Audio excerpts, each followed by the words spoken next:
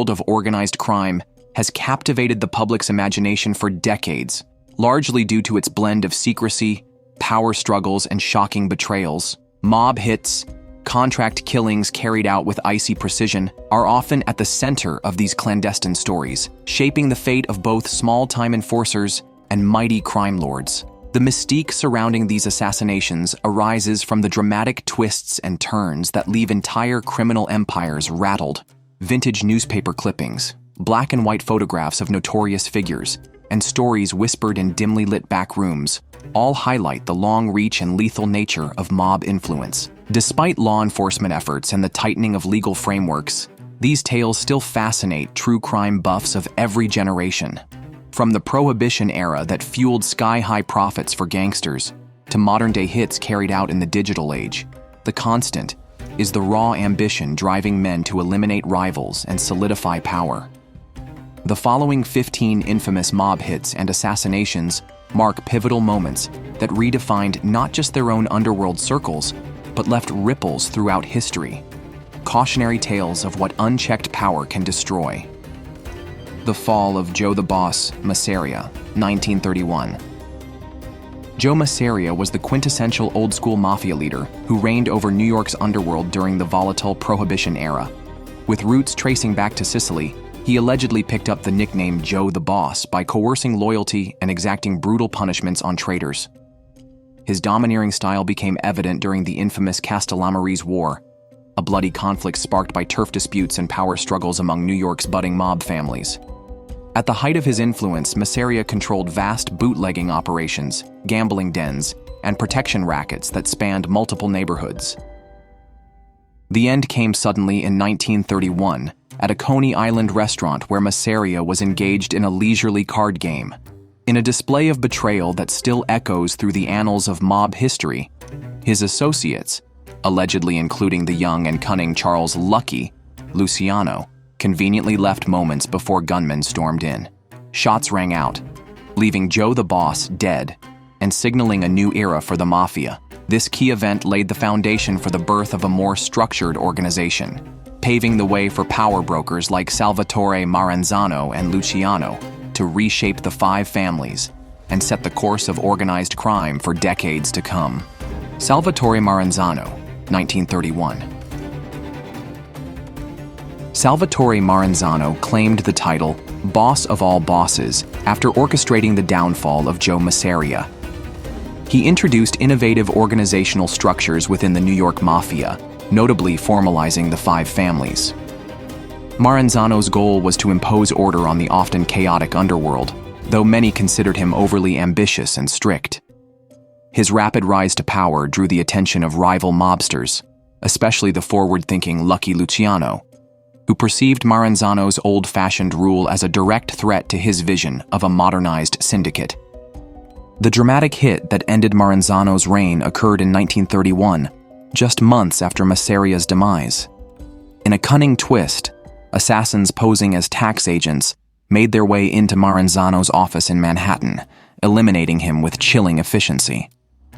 This bold stroke eradicated the Boss of All Bosses title for good, as Luciano's leadership style favored a more democratic distribution of power among the five families. Maranzano's downfall marked a turning point, illustrating that even the most imposing figures can be outmaneuvered by alliances built on strategy and stealth. The St. Valentines Day Massacre, 1929. Perhaps one of the most recognizable episodes in American mob history, the St. Valentines Day Massacre sent shockwaves through Chicago on February 14, 1929. The ruthless rivalry between Al Capone's South Side Gang and George Bugs Moran's North Side outfit reached its peak that fateful morning. Men disguised as police officers stormed a North Side garage, lining 7 unsuspecting victims against a wall before opening fire in a manner that stunned even battle-hardened citizens of the Prohibition era. The carefully orchestrated nature of the attack hinted at high-level planning typical of Capone's circle, though definitive proof of his involvement remains elusive. The brazen daylight violence caused public outrage, highlighting the unrestrained bloodshed that came with illegal liquor traffic and territorial disputes. In a sense, this massacre turned the tide of public opinion against mob rule, prompting law enforcement to increase pressure on known gangsters. While Capone would eventually be taken down on tax evasion charges rather than violent offenses, the St. Valentine's Day Massacre remains the grim symbol of his era. It showcased the extent to which criminal empires would go for control and power, etching an indelible mark on American crime history. The assassination of Dutch Schultz, 1935. Dutch Schultz, born Arthur Flegenheimer, was one of the most volatile figures of the Prohibition underworld. Commanding a bootlegging and gambling empire in Harlem, he was notorious for his temper and for pushing the limits of mob protocols. When he fixated on assassinating prosecutor Thomas E. Dewey, whose tenacity put high-ranking gangsters on edge, other mob bosses grew alarmed. Taking out a high-profile official could bring federal wrath upon the syndicate, violating a long-standing, albeit unofficial, code against targeting law enforcement at that scale. So in October of 1935, while Schultz ate in a Newark, New Jersey chop house, hitmen slipped in and mortally wounded him. It was a methodical takedown meant to silence a growing liability. Schultz lingered for hours in the hospital, delivering delirious ramblings that only deepened his legend. His death proved that even powerful racketeers could be sacrificed for the collective good of the Mafia, reinforcing the underworld's unspoken rule: threaten the mob's security, and you will be removed, no matter your rank or past accomplishments. The murder of Benjamin Bugsy Siegel, 1947. Benjamin Bugsy Siegel was instrumental in transforming the dusty desert town of Las Vegas into a neon-lit gambling mecca. Born in Brooklyn, he rose through the ranks of the New York crime scene before setting his sights on the glitz and glamour of Hollywood. Siegel cultivated friendships with movie stars and socialites, enjoying a reputation as both suave and extremely dangerous. His crowning ambition was the Flamingo Hotel, a lavish project bankrolled by East Coast mob backers who hoped to capitalize on post-war Americans' appetite for entertainment. However, the constant hemorrhaging of funds and construction delays tested his partner's patience. On June 20th, 1947, Siegel was shot to death in the living room of his Beverly Hills home, an event that raised countless theories but was widely viewed as a Mafia-ordered hit. The dramatic nature of the killing, bullet shattering his eye, became emblematic of the mob's penchant for dramatic statements. Although the Flamingo was initially a financial disaster, it eventually blossomed into a Vegas icon, solidifying Siegel's legacy as the gangster who paved the way for Sin City's modern era. Albert Anastasia's barbershop execution, 1957. Albert Anastasia, known as the Mad Hatter, led one of the most feared enforcement arms in mob history, Murder, Inc. His reputation for ruthlessness was the stuff of whispered legends, and few gangsters dared cross his path. After rising to the leadership of the Mangano family, later the Gambino family, he tightened his grip on power with a combination of brute force and strategic intimidation. His unpredictability, however, set many on edge, including those within his own ranks. On October 25, 1957, while settling into a barber's chair at Manhattan's Park Sheraton Hotel, Anastasia was caught entirely off guard.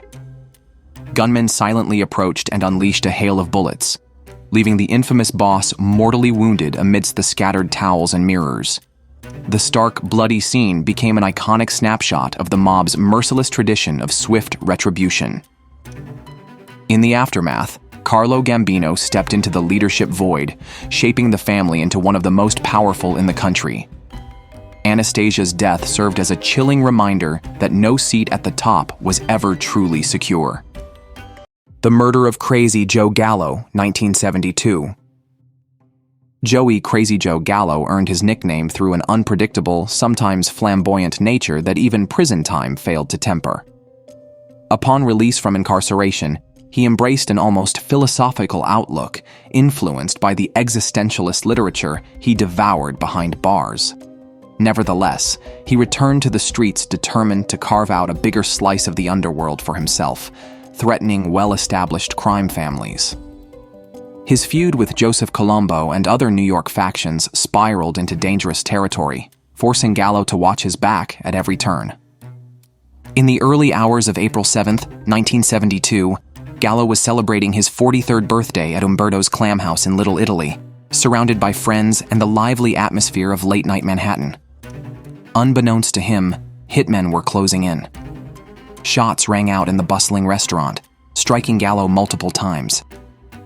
The audacity of this public assassination left patrons in shock and the media in a frenzy. Some accounts suggest the Colombo family orchestrated the hit, cementing Gallo's place in mob lore as the fiery renegade who challenged the established order and paid the ultimate price. Paul Castellano's Sparks Steakhouse murder, 1985. Paul Castellano was an intriguing figure, a powerful mob boss who preferred business ventures and quiet diplomacy over the brazen brutality practiced by many of his peers. Living in a Staten Island mansion that resembled the White House, Castellano cultivated an image of a refined gentleman, at least in the eyes of the public. Internally, however, critics within his Gambino crime family viewed him as detached and overly invested in white-collar rackets. John Gotti, ambitious and street-savvy, was chief among those discontented by Castellano's leadership style. On December 16, 1985, as Castellano stepped from a Lincoln Town car outside Sparks Steakhouse in Midtown Manhattan, gunmen converged and opened fire under the city's holiday lights. The dramatic hit on one of the busiest streets in America not only ended Castellano's reign, but also showcased a new breed of mob boss, brash, media-savvy, and unafraid of headlines. Gotti, widely believed to have masterminded the assassination, soon took the helm of the Gambino family. This bold strike on a boss in a public arena changed the Mafia's unwritten rules, with consequences that would eventually draw unprecedented law enforcement attention. Carmine Galante's public assassination, 1979. Carmine the Cigar, Galante was both charismatic and terrifying, a Bonanno family boss known for his ruthless grip on the narcotics trade. He unabashedly sought greater control of the lucrative heroin pipeline, irritating major players in the underworld. His brazen attempts to dominate drug distribution networks made him a target of rival families uneasy about one man consolidating too much power. On July 12, 1979, at Joe and Mary's restaurant in Brooklyn, Galante was enjoying lunch in the sunlit patio when masked men stormed in. The ensuing gunfire left him slumped in his chair, cigar still between his lips, an image captured in photographs that circulated worldwide. The shocking scene punctuated the Mafia's stance against any boss who stepped too far outside the collective's comfort zone. In the wake of Galante's death, a power vacuum emerged within the Bonanno family, triggering internal strife and federal attention. His downfall epitomized the peril of overreaching, even at the highest ranks of organized crime. Sam Giancana's kitchen murder, 1975. Sam Giancana held court in Chicago's underworld, balancing an array of interests from Las Vegas casinos to rumored connections in Hollywood and politics. His labyrinth of alliances allegedly included involvement with the CIA during plans to destabilize foreign governments, stories that remain the stuff of enduring conspiracy theories. By the 1970s, however, Giancana faced multiple legal battles and the constant fear of betrayal by former allies. In June of 1975, he was found shot multiple times in the basement kitchen of his suburban Chicago home. Tellingly, there were no signs of forced entry, implying that someone close to him or trusted by him carried out the deed. This grim end to a man so deeply embedded in both underworld and rumored covert operations still ignites speculation. Some believe government agents silenced him to keep sensitive secrets hidden. Others argue that mob factions had grown weary of his persistent presence. Whatever the truth, Giancana's story embodies the swirling intrigue that occurs when organized crime brushes against power at the highest levels. The assassination of Angelo Bruno, 1980. Angelo Bruno, famously dubbed the Gentle Don, was a leader who brought an uncommon calm to Philadelphia's historically turbulent mob scene. Shying away from flashy violence, he preferred negotiation and cooperation, allowing his family to flourish with minimal law enforcement scrutiny. Despite the relative peace he maintained, he was not immune to internal resentment, as some saw his governance as too lenient, especially when it came to lucrative illegal markets he kept off limits. On March 21, 1980, Bruno was shot at close range while seated in his car on a quiet city street, the fatal blast rocking the Philadelphia underworld. The unexpected hit caught many by surprise, sparking immediate fractures within the family. Rival factions vied to fill the power void, leading to a violent and chaotic aftermath that contrasted sharply with Bruno's more diplomatic rule. His death served as a cautionary tale. Even a don known for restraint can meet a sudden end when the undercurrents of ambition and betrayal are strong enough. Willie Moretti's restaurant execution, 1951. Willie Moretti was a cousin and trusted ally of Frank Costello, one of the most influential mob bosses in American history. However, Moretti's affable demeanor masked a worrying tendency. He was known to speak a little too freely about underworld secrets, particularly as he reportedly began experiencing mental health issues. His loose talk raised alarms among fellow mobsters concerned that he could unravel years of careful secrecy with a single conversation. In October 1951, Moretti was having a meal at Joe's Elbow Room restaurant in Cliffside Park, New Jersey, when his life abruptly ended in a hail of bullets. The attack left diners stunned, while the mob's message was unmistakably clear. The code of silence was paramount, and no one was exempt from its enforcement. Moretti's execution underscored the unyielding paranoia that defines organized crime. Any perceived vulnerability, however sympathetic, can become a fatal liability. The event further cemented the practice of omerta, reminding all members that discretion was a matter of life and death. The attempt on Johnny Torrio, 1925. Johnny Torrio was a visionary who forged the modern American gangster blueprint, championing organized business-like operations over haphazard street violence. Under his tutelage, Al Capone honed his cunning and ruthlessness, turning Chicago into a hub of illicit booze, gambling dens, and speakeasies that raked in immense profits during Prohibition. When Torrio traveled to Italy to escape the chaos, it seemed like a calculated retreat to let the heat die down, but fate brought him back stateside. In January 1925, Torrio's luck nearly ran out. An ambush outside his Chicago apartment left him severely wounded, with bullets striking him multiple times. Despite the traumatic injuries, Torrio survived, and once recovered, opted to relinquish power to the up-and-coming Capone. Though this event is overshadowed by more famous hits, it was monumental in mob history because it effectively coronated Capone as Chicago's new kingpin. Torrio's near-death experience paved the way for an era of unprecedented gangster celebrity, proving that sometimes survival can still mean stepping aside. Anthony "Tony the Ant" Spilotro, 1986. Anthony "Tony the Ant" Spilotro gained a fearsome reputation as the Chicago outfit's primary enforcer in Las Vegas. Tasked with protecting the mob's casino interests, Spilotro's tactics were as brazen as they were brutal, often drawing uncomfortable scrutiny from law enforcement. His partnership with Frank "Lefty" Rosenthal and portrayal in pop culture, notably in the film Casino, based loosely on his exploits, made him a legend in both the underworld and Hollywood retellings. Yet Spilotro's penchant for violence also set him on a collision course with the very mob he served. In June 1986, Spilotro and his brother Michael vanished. Their bodies discovered days later in an Indiana cornfield, an unmistakable sign of a mob-engineered end. Rumors suggest he had attracted excessive attention from the FBI, and Chicago bosses decided he was a liability the outfit could no longer tolerate. The chilling discovery of the Spilotro brothers' remains highlighted the formidable reach of organized crime, which extended well beyond Vegas's neon lights.